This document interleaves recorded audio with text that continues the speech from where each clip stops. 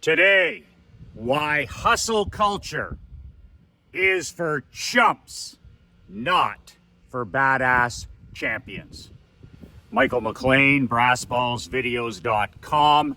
I am an ex-professional hockey coach, ex-championship amateur hockey coach turned 8-figure entrepreneur. I am a husband, a father, and a small business owner just like you. If you would like to download a free copy of my brand new book, I wrote it about 2 months ago. It's only 22 pages, my free gift to you. 5 ways to unfuck your life in the next 30 days. If you're like me, as a husband, a father, an entrepreneur, from time to time you got to get your shit together, then this book will help you do that. My free gift to you at the link below, brassballsvideos.com. So when you're on anti-social media, when you're in those toxic rat poison swamps, it's so easy to compare yourself to other people.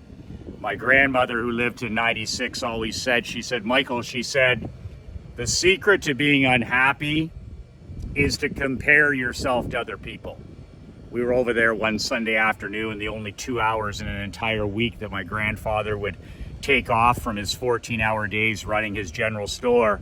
And my cousin and I were in the backyard waiting for dinner, and Grandma came out and she was peeling some potatoes or something over the fence, and she heard, my cousin and I talking about, we were in middle school, we're talking about this person or that person, and she turns to us and she says, "That is the secret to a life of unhappiness." And we were like, teenagers at the time, we're like, "What are you talking about, Nana?" She said, "Keep comparing yourself to other people. It's the road to despair. It's the road to depression. It's the road to unhappiness." And at the time, we were stunned, but now looking back on that, she was like, run your own race. You have your hands full with your own self, and don't wish for things that are fantasy sold as reality. Stay in your lane, run your own race. So I have a lot of students, a lot of men who compare themselves to other people, and they think that if they're busy, they're successful. And that's the furthest thing away from success. The great John Wooden, Wooden won 11 national titles at UCLA as a basketball coach.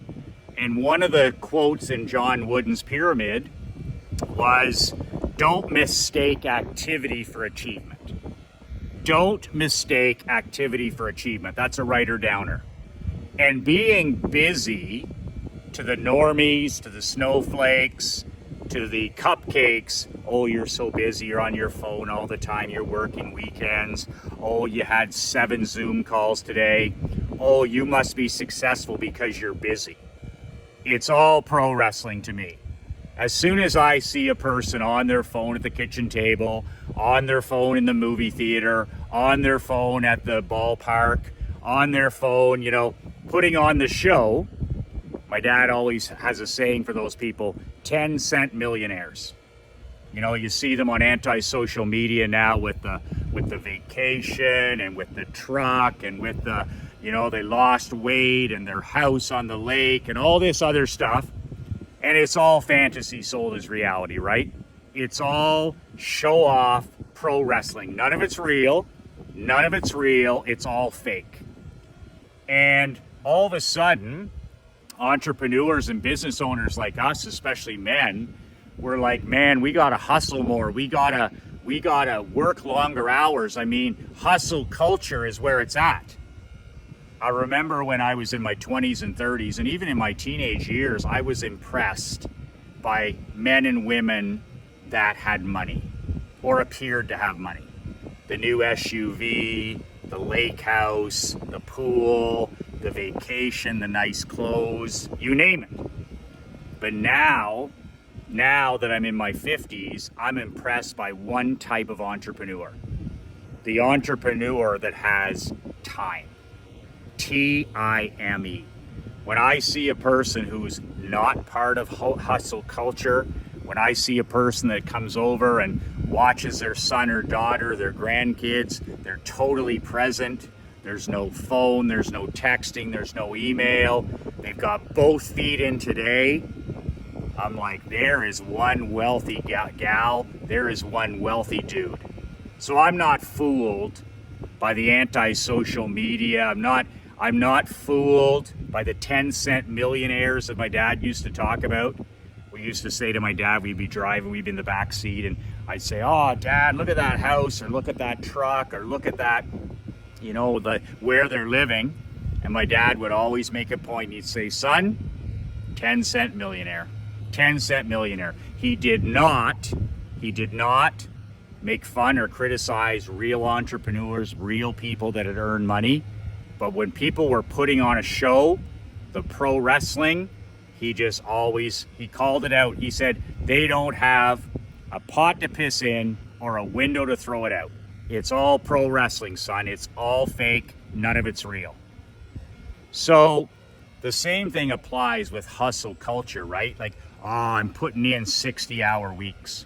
And there's nothing wrong with putting in 60-hour weeks. When I was coaching pro hockey, I was putting in 80-hour weeks. And there's nothing wrong with extreme imbalance. To build anything in business, you got to put in a minimum 10 years of extreme imbalance. But that's what your 20s are for. That's what your 30s are for. Now that I'm married, now that I'm a father of an 11-year-old, I can work anywhere from 1 hour a day, every day, I never take a day off, to 5 hours. So that's my work week now, 1 to 5. And it took me 25 years to get to that level, but I do not participate in hustle culture. I don't take pride in being busy. I don't take pride in carrying a phone. I don't take pride in being active on social media. I'm almost an off-the-grid kind of guy. I'll never forget when the great Bill Glazier pulled me aside at one of his $30,000 masterminds, and everybody was on their phone on the break, right? Bill didn't allow people to be on their phone during the mastermind in Baltimore. So after an hour, he'd give us a break, and everybody would run out into the hallway. And they're just like coke addicts, like text, email, message. And it was funny because I haven't carried a cell phone probably in 25 years, literally. Like, I'll take a phone if my wife needs it, but I don't carry a cell phone. I never did. I did maybe for a few years, and that was it when I was by myself. But he would always see me standing out in the hallway, and I'm the only person, and these are all supposed 7-figure entrepreneurs or 8-figure entrepreneurs. And Bill would walk up to me and he'd say, Michael, it's not hard to tell who the richest man in this room is. And I was kind of like, I'm the weakest guy in this mastermind. I'm the outlier. I'm the outcast. I'm just a Canadian small town, small business owner. He's like, no way, man. He says, you're the guy. He said, you're the richest guy in this room. You're the wealthiest guy in this room. And I was like, what do you mean, Bill? I said, there's guys like Brunson and guys like Cage and guys like, gals like Beth Davis. I'm like, they're superstars. And he's like, you're the only guy out here on break. The only thing I ever saw you do was talk to your wife. He says, you're the wealthiest guy in this room. And I never forgot that. That he wasn't impressed by hustle culture.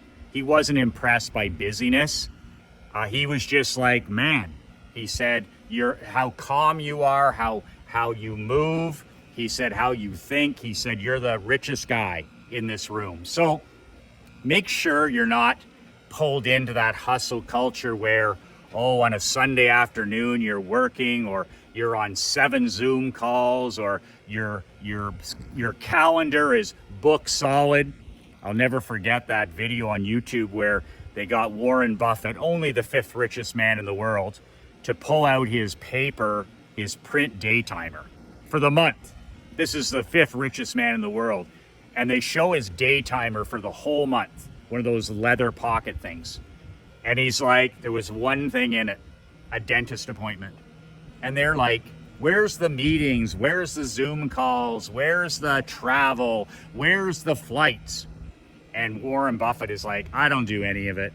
He says, I get up every day, I go to McDonald's, I get my coffee, I get my food, and I sit in my office and I study for 5 hours.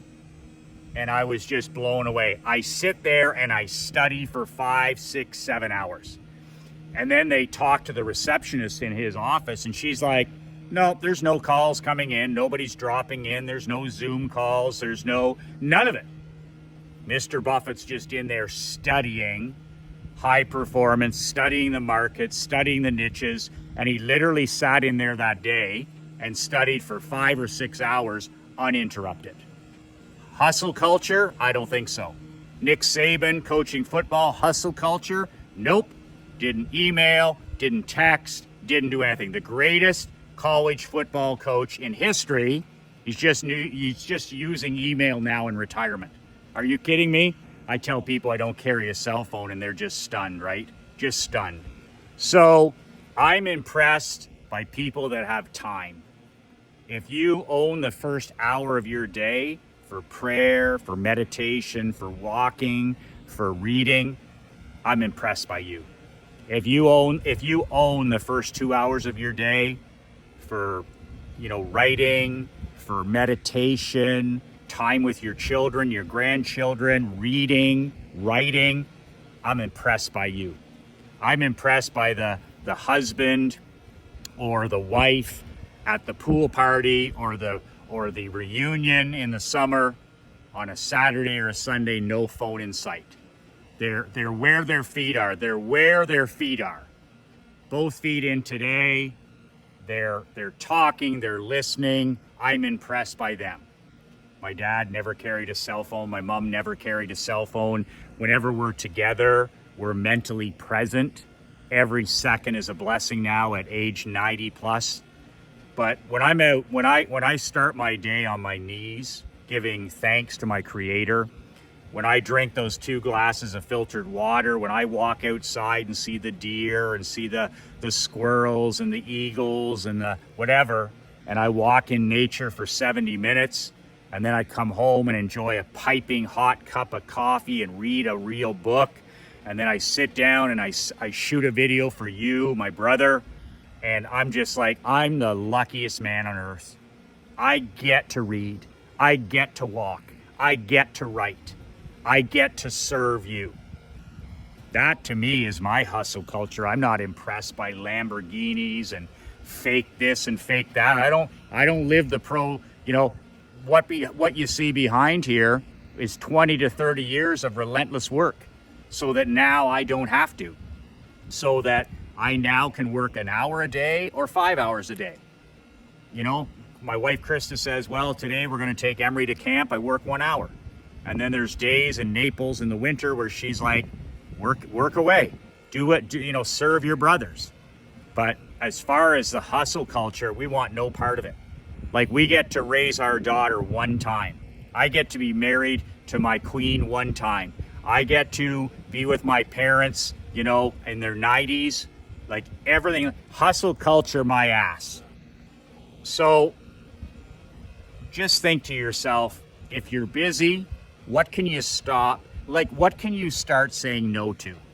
How can you get a massive amount of vitamin N going? No. I'd love to do that, but no. No. It's not about what you do, right? None of this here is because of what I did. It's because of what I chose not to do. I did the opposite of hustle culture. I wasn't busy with a packed schedule. When I walked, I walked. When I read, I read. When I write an email, I write an email. When I shoot a video, I shoot a video, and that's it. And I'm done most days by 1 o'clock, 2 o'clock, 3 o'clock. Depends on the day, 1 to 5. But vitamin N is all through my life. Michael, would you like? No. Michael, no. No. I'd love to do that, but that means that I couldn't pick my daughter up at school, or that means I'd have to cancel my date night. So if you're stuck in hustle culture, if you're busy, never away from it, start thinking about all of the things you can curate, swift sword, and cut the rope with. Get rid of all of it. Toxic people, toxic behaviors, toxic activities. No. Until you have a calendar like the great Warren Buffett, where, you know what, your mornings are free for you, and the afternoons you conquer the chaos, and at night it's family time, and you have a day timer that's got, you know, a dentist appointment in it or a haircut, and that's how the true pros do it. And one of the greatest things I ever did, the biggest power move, Bill Glazier said, he goes, Michael, he says, you are one badass. He says, I've never met, this is going back 20 years. He goes, I've never met an entrepreneur or a hockey coach that never carried a phone. He said, talk about the ultimate power move.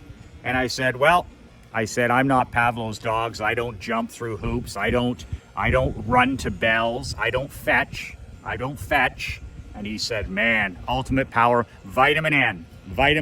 No. So you can download a free copy of my book below, 5 Ways to Unfuck Your Life. It's my free gift to you. It's only 22 pages. It's for champions, not for chumps. It's for winners, not whiners, just so you know. My complimentary gift to you. If you're interested in joining my brand new money and marketing mastermind, you can do that as well. You can get on the phone with me or with Josh, and we can discuss whether it's a good fit. Maybe I'm the right coach, but maybe I'm not. Maybe this is a good program for you. Maybe it's not. We're perfectly okay either way. There's no commitment. But to book a phone call with me or Josh, the link is also below.